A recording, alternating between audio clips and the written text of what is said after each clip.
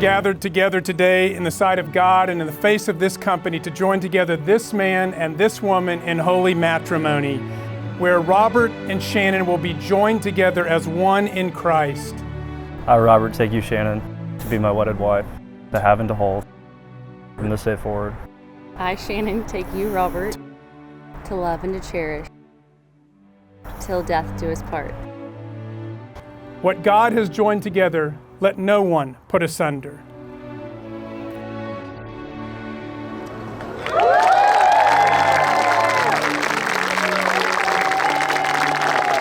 It is my distinct privilege to be the first to introduce to you Mr. and Mrs. Robert Crenshaw.